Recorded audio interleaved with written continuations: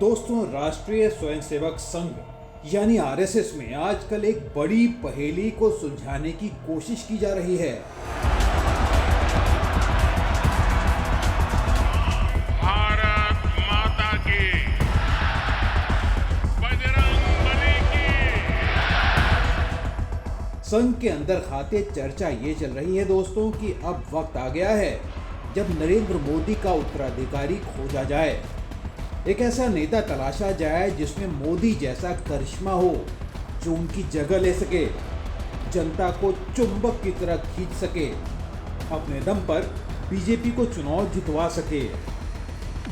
आज के वीडियो में हम आपको यही बताएंगे कि संघ की फाइल में मोदी का उत्तराधिकारी कौन है।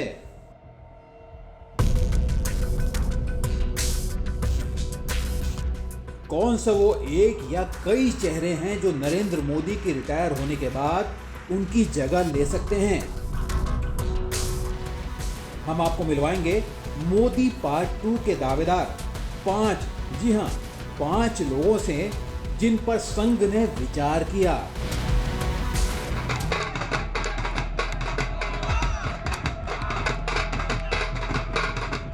दरअसल ये कहानी शुरू होती है 2014 में।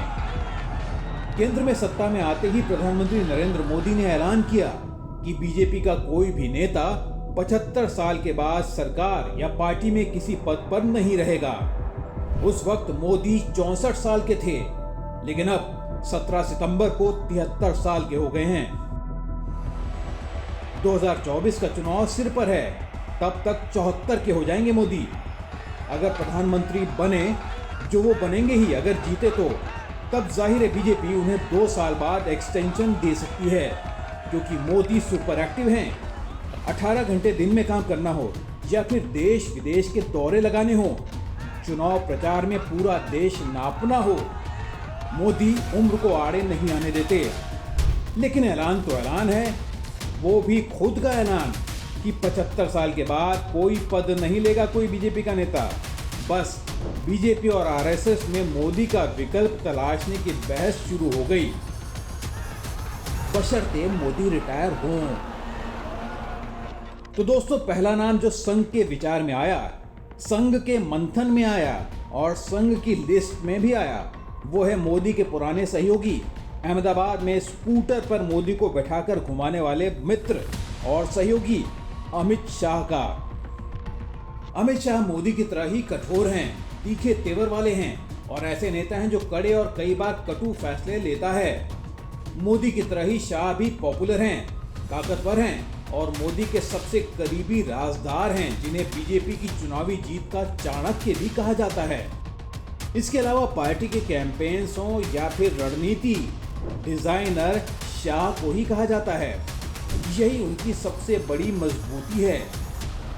बीजेपी का काडर और वोटर उन्हें जानता है, पहचानता है, मानता भी है और दूसरी पार्टियों को साथ लेने का हुनर भी शाह में है। उन्हें कट्टर हिंदू फेस कहा जाता है पार्टी का। हिंदू धर्म में राष्ट्रवाद का तड़का लगाते हैं वो बखूबी। लेकिन यही दिक्कत भी आती है, दूसरे धर्मों की आबादी में वो लोकप्रिय नहीं हैं। उन पर ठप्पा लगा है ध्रुवीकरण करवाने वाले नेता का। एक ऐसा नेता जो अपने आगे दूसरों की कम सुनता है। ये तो हुई बात शाह की, लेकिन यहाँ दोस्तों हम आपको एक टीजर देते हैं। अभी वो 4 चेहरे बाकी हैं जिन पर संघ ने विचार किया कि ये क्या मोदी के रिप्लेसमेंट हो सकते हैं। सोचिए कौन होंगे वो। एक तो शाह से काफ़ी मिलता जुलता है, मगर एक चेहरा ऐसा भी है जिसकी कल्पना भी नहीं की होगी आपने। वो एक सरप्राइज पैकेज है। बस कुछ ही देर में उसका नाम भी हम आपको बताएंगे।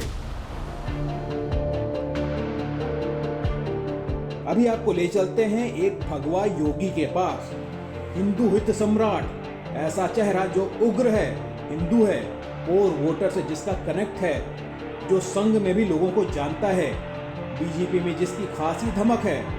जी हां, योगी आदित्यनाथ। योगी में कई लोग मोदी देखते हैं तो कुछ शाह की झलक पाते हैं, लेकिन सच्चाई में योगी दरअसल मोदी और शाह दोनों के कॉम्बो हैं।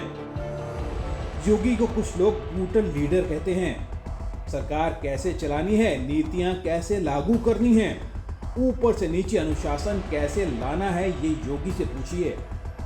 मोदी जैसे ही क्राउड पुलर हैं योगी, पॉपुलर भी हैं, बढ़िया भाषण देते हैं, ललकारते हैं, चुनौती देते और लेते हैं। लेकिन क्या योगी मोदी जैसे राष्ट्रीय नेता बन सकते हैं?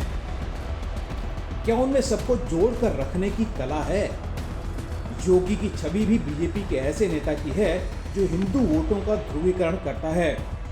योगी के कई बयान खासे विवादित रहे हैं और हिंदूवादी संगठनों को उनके खुले समर्थन की वजह से बाकी धर्मों के लोग उनसे किनारा करते हैं। इसके अलावा संघ की बहस में यह मुद्दा भी उठा कि योगी सिर्फ अभी एक प्रदेश के मुख्यमंत्री हैं। केंद्र में सरकार चलाने के लिए अभी उनको और बड़ा अनुभव चाहिए, राष्ट्रीय राजनीति में और दखल भी चाहिए। लेकिन योगी अभी युवा हैं, उनके पास सीखने के लिए काफी वक्त है। युवा तो अगले दो चेहरे भी हैं, चाहे केंद्रीय मंत्री नितिन गडकरी हो या फिर असम के मुख्यमंत्री हिमंता बिस्वा शर्मा। गडकरी को संघ का काफी करीबी समझा जाता है, शायद इसीलिए संघ ने उनके नाम पर विचार मंथन किया। लेकिन संघ के करीबी होने के नाते बीजेपी का कोर ग्रुप उनसे अक्सर बिदका रहता है।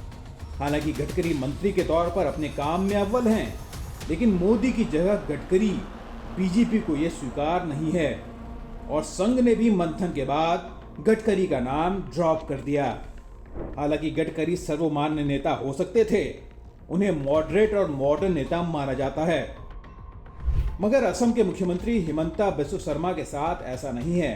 हिमंता भी हिंदू पोस्टर बॉय हैं, उग्र हिंदू बोल उनकी पहचान है। शायद इसीलिए संघ ने उनके नाम पर भी विचार किया। कांग्रेस छोड़कर बीजेपी में आने के बाद से हिमंता ने 360 डिग्री का बदलाव खुद में किया है। लेकिन हिमंता ने खुद की कट्टर हिंदू की जो आइडेंटिटी बनाई है वही अक्सर उनके खिलाफ जाती है। फिर मुख्यमंत्री रहते हुए उनके कई फैसलों को नेगेटिव सोच और बदला लेने वाली उनकी आदत की तरह देखा गया। अच्छे भाषण देने और क्राउड पुलर होने के बावजूद वो बीजेपी के कोर ग्रुप की नजरों में नहीं चढ़ पाए। शायद यही वजह है कि संघ ने उनका भी नाम सोचा जरूर, लेकिन ड्रॉप कर दिया। शायद उनकी जड़ों में अब भी एक कांग्रेसी को देखा जाता है और इसी वजह से ट्रस्ट फैक्टर अभी पूरी तरह से नहीं बन पाया है।